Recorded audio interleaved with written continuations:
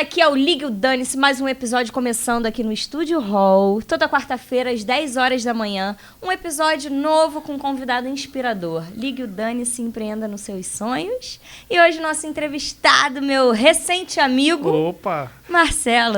Muito Seja obrigado. muito bem-vindo. Muito obrigado. Prazer E hoje, estar aqui. para ajudar-me na entrevista, ele foi convocado, Ronan Amaral. Puxa vida, olha Aquele só. que é tímido e fala pouco. É, muito pouco, muito pouco. Marcelo, você me mandou um currículo que eu fiquei com inveja e desejei um dia ter. Se apresenta você da sua forma. Então, o Marcelo começou na carreira bem cedo.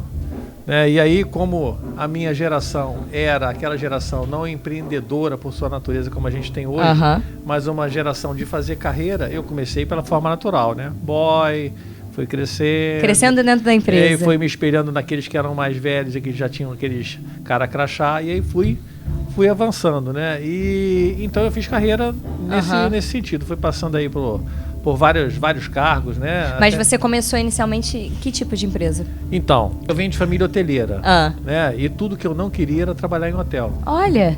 Não, porque o hotel trabalha sábado, domingo, não tem vida. Não tem vida, quer dizer, a gente diz que não tem vida, mas a gente adora, né? E aí eu falei, não, eu quero trabalhar no mercado financeiro, igual meu tiozão ali, que ganha uma grana e não trabalha final de semana, né? E aí eu comecei no mercado financeiro. Aí trabalhei uns 3 anos no mercado financeiro. Como a gente é novinho, a gente é sempre adotado por um coroa que gosta de incentivar a garotada, né? Aí me puxava para tudo quanto é equipe que ele formava, né? Então, passei por uns 3 bancos na mesa de operações. Só que esse senhor trocou, e nessa troca de emprego ele já não chamou mais ninguém. E aí eu falei, pronto, agora danou-se. Agora acabou minha vida. E fui.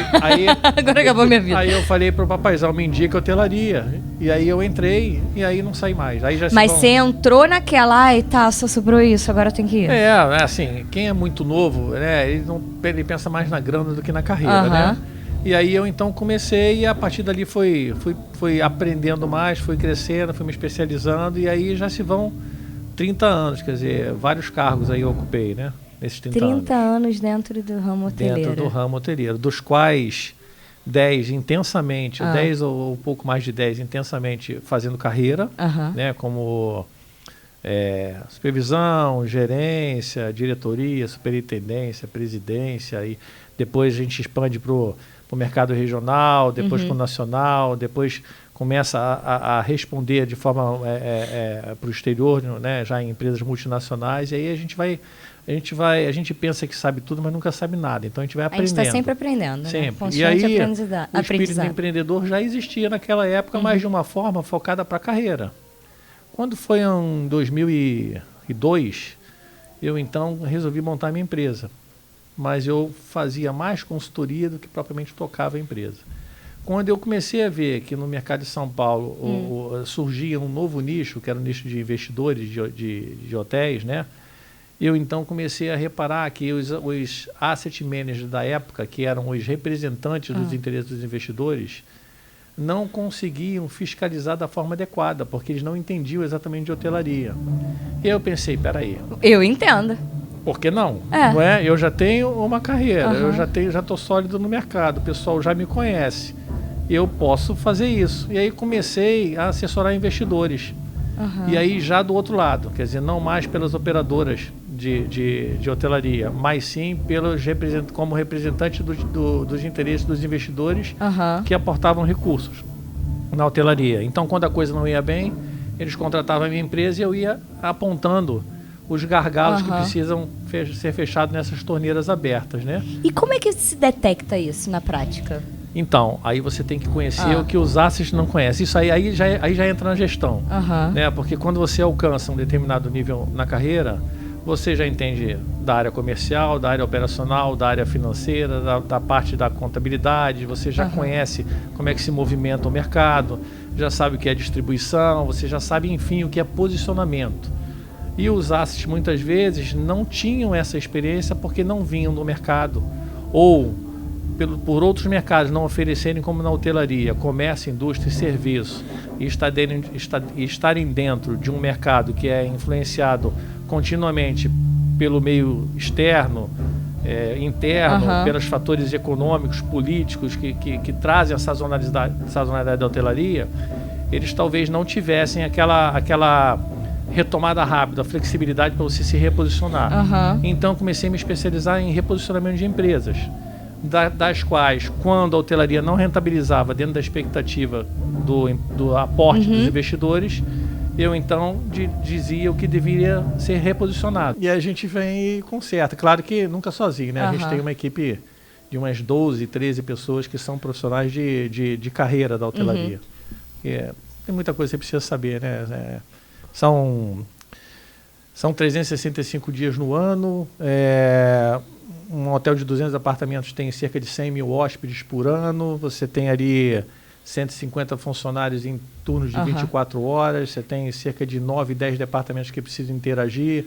Você tem a parte do front, que é o atendimento das experiências do hóspede, ou seja, a experiência que você tem que plantar para que eles fidelizem, sejam fidelizados e voltem. E você tem, do outro lado, todo o entendimento que você tem que ter na relação com pessoas, porque são colaboradores de diferentes níveis culturais, né, com diferentes necessidades, com diferentes problemas, e você tem que manter todos eles dentro de uma política de gestão que se adeque ao que você quer entregar para o teu cliente final. Então, você tem aí uma conjugação de Você está falando verbos. Isso, aí eu lembro até de um livro que eu li esse ano, no começo do ano, que é O Jeito Disney de Encantar os Seus Clientes. Sim. Ele fala justamente do resort, né, da Disney, e da experiência do cliente, né?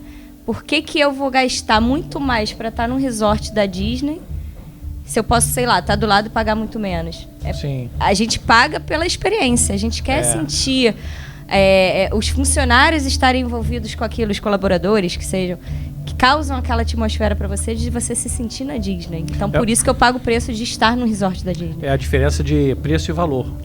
Preço e valor. Uma coisa é você atribuir ao produto o preço, e a outra coisa é você atribuir ao produto valor. E aí, como valor é desejo e desejo não tem preço, você acaba criando uma margem de contribuição que traz um retorno melhor para o negócio. Então, essa é uma das estratégias que no posicionamento você tem que buscar. Sim. Mas isso significa que você tem que trabalhar com pessoas, né? O maior patrimônio hoje, diferente da era industrial, é o ativo intelectual que a tua equipe tem. E aí você tem que mudar esse perfil, né? Esse como falam hoje, né? O mindset dessas pessoas, né? E aí é o que eu costumo falar para a pessoa. A gente, quando começa num primeiro emprego, o primeiro salário, a gente está pensando em atingir uma única palavra: felicidade. A felicidade de comprar um tênis, de comprar alguma coisa, mas é o prazer de comprar aquele dinheiro com o suor do bolso. Sim. Então, quem trabalha por dinheiro não cresce. Quem trabalha por felicidade multiplica. Marcelo transitou aí nesses departamentos todos, mas a sua formação é o quê? Contábil? É, contábil. Formação contábil. Isso te ajudou muito nessa tua visão hoje mercadológica, ou a experiência também fala mais alto? Eu vou lhe falar que assim, a formação ajuda muito. Mas antes de eu chegar na formação contábil, eu passei por economia, direito e engenharia. Eu fiz direito até o quinto. Eu sempre falo isso, eu orgulho a beça. Podia ter terminado? Podia, mas me formei em produção cultural. Que sofrer, né? Não, mas você sabe que, assim, eu costumo dizer que cada coisa contribui com a sua própria história, né? No direito eu fiz até o 7º. Na época eram 8. São 9. Hoje são 10, eu acho. Né? Quando eu fiz eram 10 já. Eu fiz 5. Então, mas a experiência na elaboração de uma petição, onde você tem que andar atrás de uma indução, te ajuda nas negociações, né? As letras da lei para você avaliar contratos e identificar pegadinhas que mais tarde vão te afetar operacionalmente, também te ajudam. A parte da engenharia, da mesma forma, a proximidade com o número sempre foi uma paixão, e gerenciar é medir, então quer dizer, isso também é interessante. E a parte da economia, que é para você entender como é que se movimenta o mercado. Então, quer dizer, se você em qualquer circunstância, seja local, regional, seja estadual, regional, enfim, em qualquer posição que você esteja, você tem a influência da parte externa e da parte interna. Então, você analisar através da observação, os comportamentos do mercado vão te dar a diferença competitiva ou a vantagem competitiva para você se posicionar de forma melhor. Então isso tudo de alguma forma agrega valor a gente só tem que ter poder de observação, né? E nisso que você falou, da gente enxergar os gargalos e tentar ver de onde seca de um lado, pega do outro, como é que se faz dentro de um hotel, por exemplo? Eu não sei se é assim, né, a gente que é de fora. Estamos gastando muito em relação a material de limpeza, a isso. Não, vamos reduzir. Como é que se faz isso? Reduz uma qualidade de um fornecedor? Troca-se fornecedor? Equipe a gente está gastando muito, vamos reduzir, vamos ver o que a gente consegue fazer com uma menor equipe. Entretenimento, o que a gente está oferecendo? Como é que vocês... Então, lidam quando com isso? Ao longo da carreira, eu me especializei primeiramente na área de controladoria. Né? Ou seja, aqui engloba contabilidade, administração e finanças ali tudo reunido. Quer dizer, você tem uma percepção melhor do que é a empresa, né, por dentro, desde a sua formação. Mas eu costumo dizer que uma empresa ela é tal qual um corpo humano. Né? Você precisa, da mesma forma que você sabe que uma empresa tem seu sucesso ou começa o seu sucesso na boa elaboração de um plano de negócios, nós também, enquanto seres humanos, temos o nosso próprio plano de negócio. Às vezes, de forma inconsciente, você não sabe o que você está colocando em determinada roupa, mas é para atingir um alvo. Mas no fundo você acaba sabendo, você sabe. Então, quer dizer, você se estrutura. Numa empresa é a mesma coisa. Quer dizer, você precisa se posicionar reeditando um plano de negócio existente, né, ou criando um plano de negócio. E para você identificar esse seu melhor posicionamento, né, porque tudo foca na rentabilidade do negócio, na manutenção e na valorização do teu patrimônio, seja uma empresa ou seja um imóvel que seja, né, onde está ali, você tem que estar com o conjunto da obra pronto. Então, o que vem primeiro, a despesa ou a receita? Quer dizer, se uma vem para gerar outra, né, vamos começar pela mais fácil, né, que normalmente o pessoal pensa que é a despesa, mas na verdade é a receita. Né? Primeiro a grana tem que estar entrando, porque se você compra à vista e paga, se você recebe à vista e você paga a prazo, você já fez caixa. Recebi primeiro, vou pagar depois, com aquele dinheiro ali eu giro enquanto eu não pago. Só que o que a gente observa é que as pessoas têm talento para montar empresas, sabem como vender os seus negócios, mas eles não sabem como administrar. E aí, quando você é pego de surpresa por uma sazonalidade do mercado, você faz o que todo mundo faz no primeiro pensamento que vira empresário. Antecipa a fatura, antecipa cartão, pega dinheiro emprestado em banco, porque eu não posso perder o meu sonho. E aí vira uma bola de neve. E aí vira uma bola de neve. Você só vai adiando a desgraça. Porque você não fez um planejamento adequado dentro de um plano de negócio e não fez a previsão das suas sazonalidades. Então, eu costumo dizer que assim, você primeiro precisa saber o local onde... Primeiro, antes do seu sonho, você precisa saber se ele tem realmente como atrair, né, o desejo e não a compra. Estamos falando de valor. O desejo da pessoa para que você possa realmente ter um produto que atraia. No momento em que você faz isso, você então vai analisar o teu próprio negócio e se existe concorrente. E se existe concorrência ali, quem realmente são seus concorrentes? Por preço, por produto. Antigamente se falava muito isso, preço, produto, né? Os 4 P's, né? E aí depois viram 5, etc. Mas estudei bastante isso na faculdade. Tudo aí é o posicionamento, né? E o posicionamento ele vem antes desses P's todos, porque o posicionamento é você atingir o desejo que está na mente da pessoa. Então, por exemplo, vou te fazer uma pergunta. Se você está com sede, vai beber alguma coisa, você quer um refrigerante, você automaticamente associou o nome que vem à cabeça de todo mundo. Coca-Cola. Não é? Coca-Cola. Então você associou... No meu caso é Guaraná, porque eu não gosto muito de Coca. Não, mas é Coca. Mas mesmo assim, ele veio dentro do primeiro, seu subconsciente... Achocolatado, Nescau, tem todas essas. Então, e todos eles... Subliminar, né? E todos eles têm a sua posição, seja de primeiro lugar, de segundo lugar, de terceiro lugar. Então, quer dizer, você tem um negócio para vender, qual é a posição que você quer ocupar? Quais são suas forças, quais são suas fraquezas, quais são suas vantagens competitivas, de que forma você vai se colocar, quais são suas barreiras de entrada para dentro de um negócio. Então, quando a pessoa monta um negócio, ela não tem essa noção. Ela tem essa noção o seguinte: se eu vender 30 e eu gastar 10, né, eu ganho 20, se eu multiplicar isso por 5, 6 exponenciais, eu ganho mais. Só que ele não estuda todos os cenários. Então, enquanto você estuda os cenários pelo olhar da receita, pelo olhar do posicionamento, aí você vai no outro lado e diminui o teu custo fixo, o teu custo variável, através dos gargalos que você pode apertar. Existem gargalos existem despesas que você não deve suprimir, pelo contrário, você deve aumentar. É isso que eu te perguntei, porque se a gente mexe, por exemplo, na qualidade de material de limpeza, por exemplo. Sim. Sei lá, o papel higiênico que você coloca no quarto de um hóspede. Se você muda a qualidade, você já muda a experiência com o cliente. Total. Entendeu? Total. Se você muda a pessoa que faz a limpeza com aquele todo zelo, que embala a toalhinha, que bota lá formato de cisne.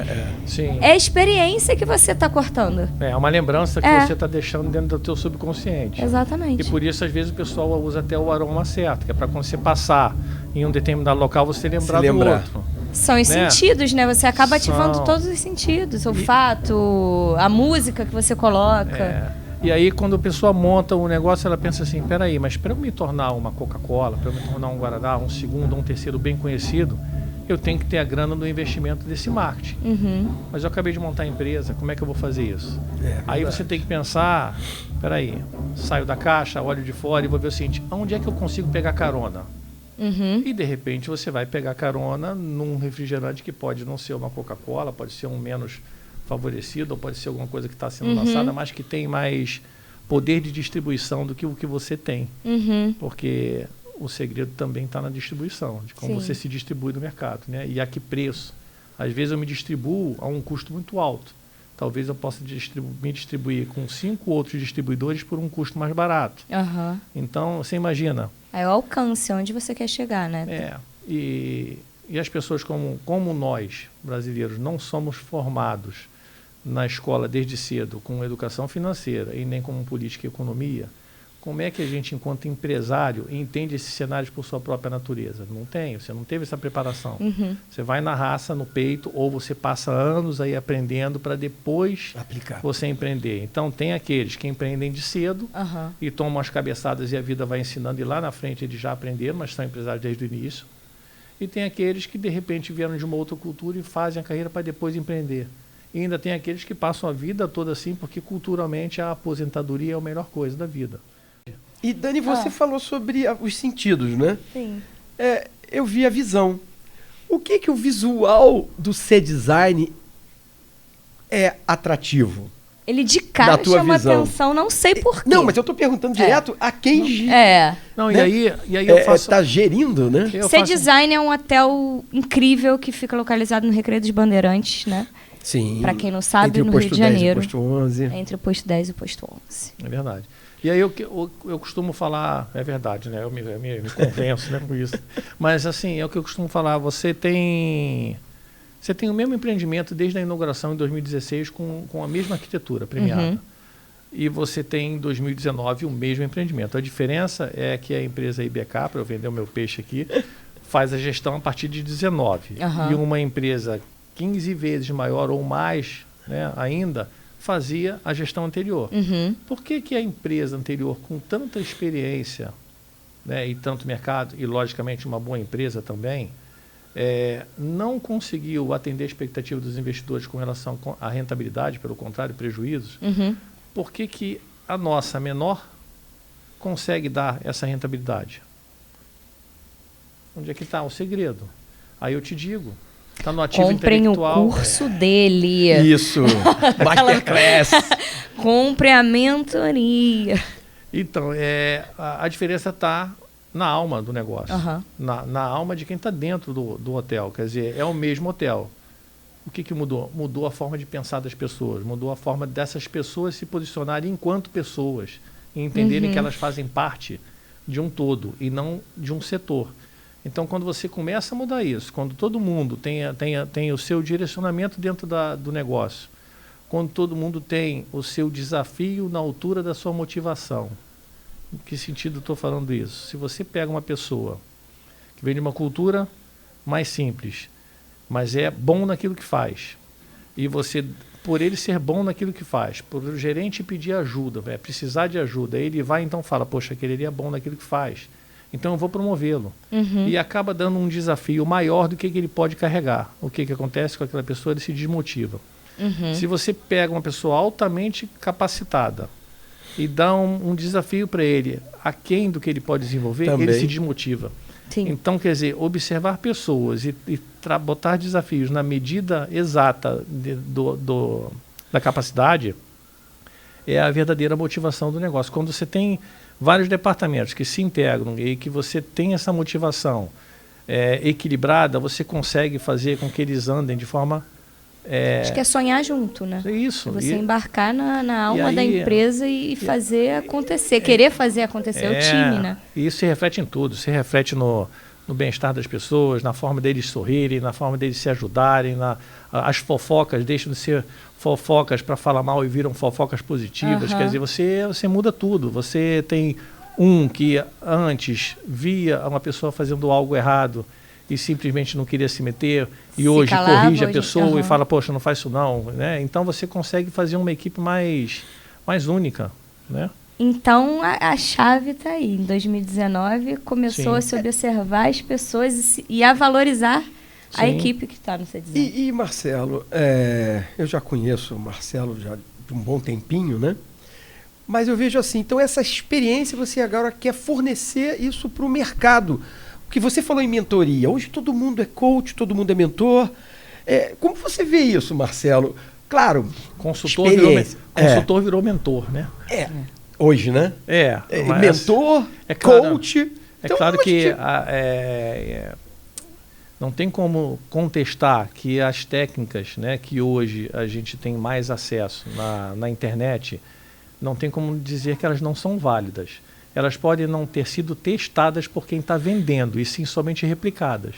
Mas quando você para observar e você replica alguma coisa que você já testou, você sabe em que momento você pode reposicionar aquela situação. Então, acho que aí a prática faz a grande diferença. E aí a idade madura traz para a gente um conforto maior, porque nós já nos deparamos com determinadas situações ou podemos prever determinados movimentos e nos anteciparmos a eles, né?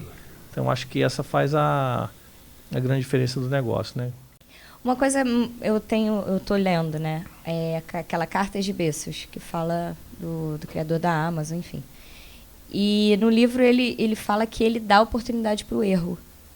Então, ele acha incrível quem erra. Sim. Porque eles consertam o erro e aquilo é relatado para a empresa toda da Amazon, para não se fazer aquele erro, e a partir daquilo, o que a gente aprendeu? O que a gente pode fazer melhor? Sim. E aí, isso que eu acho legal também. Lá no C-Design isso ocorre? Direto. Você dá essa abertura para a equipe? Direto. Assim, primeiro que aquele perfil do diretor, gerente, que tinha aquele cabelo engomado para trás, paletó lá em cima no bolso e sapato lustrado. Chega. Não existe mais isso. É, né? De quem está no front. Isso é lindo em alguns momentos do passado, né? Mas quem está hoje... Veja, vou dar um exemplo. Você tem um quadro funcional, né? Eu estou dando exemplo da hotelaria, mas isso acontece em qualquer empresa. E o conforto é tão grande na complexidade da hotelaria que quando a gente pega uma empresa, a gente chega a pensar, cara, como é que ele não está vendo isso? Mas é justamente a experiência do passado de quem está começando, ou quem está tão envolvido na execução que não está olhando a parte estratégica do negócio, que é a que realmente traz o retorno.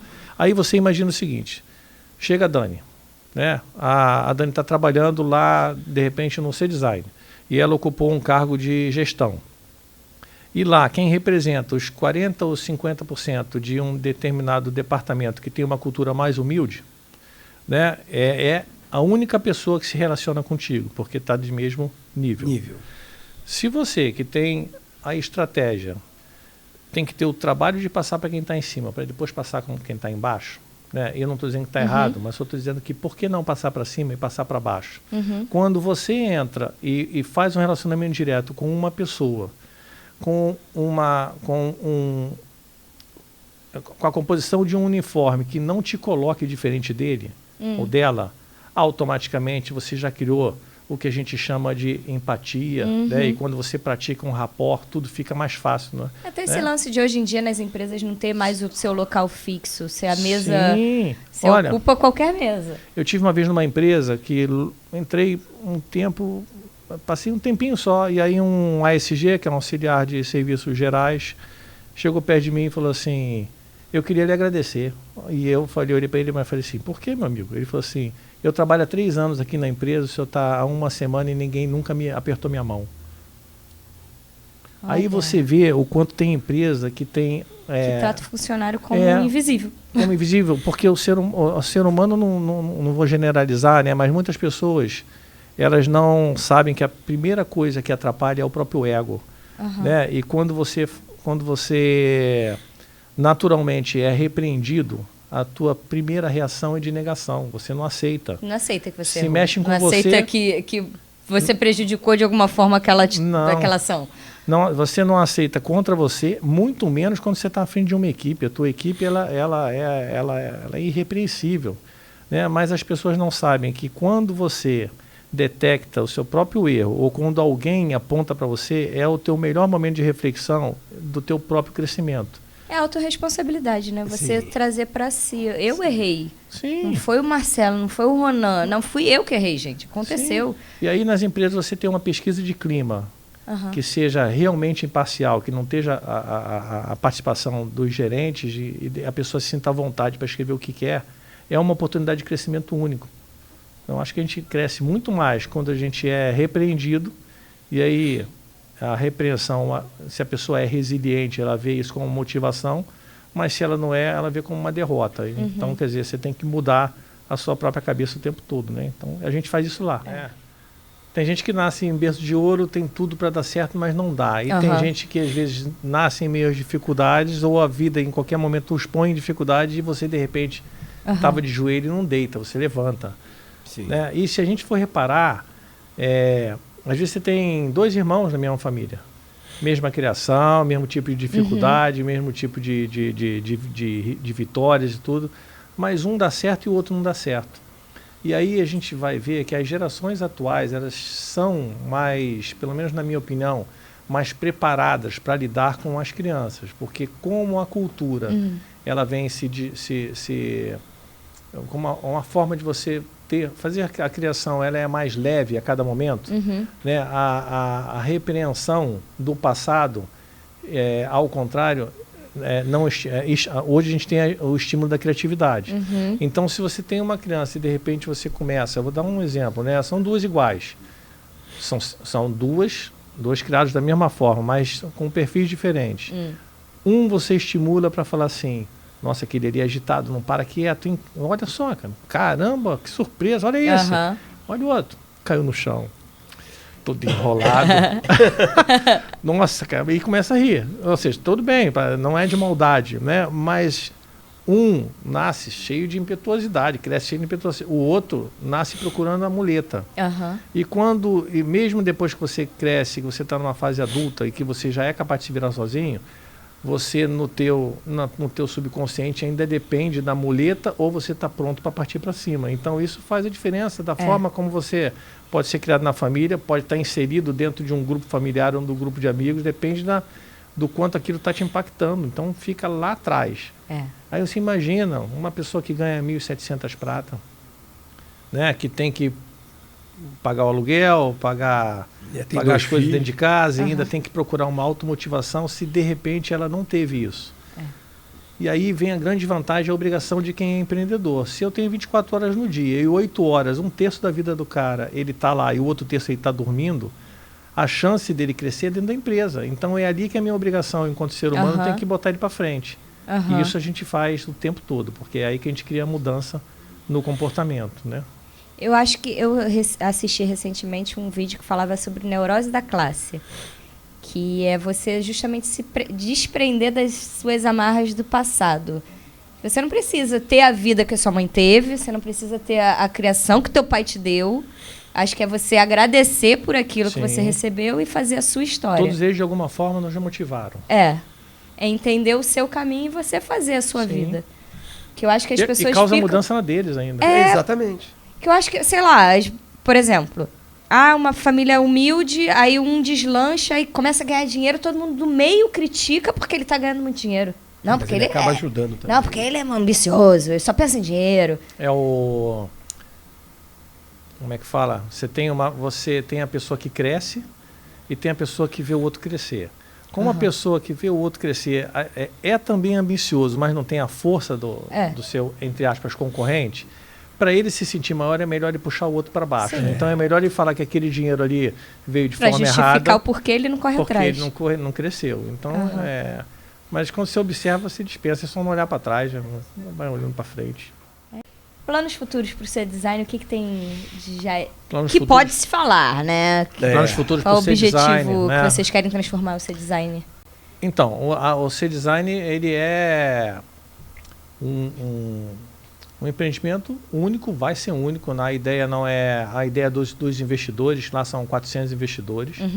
A ideia é que ele permaneça único. Não se tem a pretensão de virar rede, mas sim a pretensão de continuar gerando retorno cada vez maior ao investimento deles, cada vez mais valorizar o patrimônio, né, aquele ativo que é um ativo imobiliário, e ao mesmo tempo fazer a valorização de quem comprou as cotas, porque enquanto a cota valoriza como uma ação de banco, né, a rentabilidade vem para eles de forma mensal e aquele patrimônio tem que estar intacto. Então, buscar esse equilíbrio é um desafio constante que a gente precisa ter para ele continuar sendo atrativo no mercado. A gente vem fazendo isso lá, como em qualquer empresa que a gente tem que fazer, né? Descobrir quais são as vantagens competitivas, criar as cerejinhas de bolo, trazer o retorno para o negócio de uma forma econômica, criar as proteções de capital de giro e fluxo de caixa e, ao mesmo tempo, fazer a valorização da cota, né? da sociedade. Né? Então, a gente vem criando bastante coisa. Hoje, as cotas têm um valor bem mais expressivo do que tiveram antes, a rentabilidade está muito boa. Para a gente trazer um maior conforto, agora a gente está dando o direito de uso, né? Então os investidores que até então compraram só para investir vão poder usar. Então isso também foi uma forma da gente trazer a valorização ao negócio.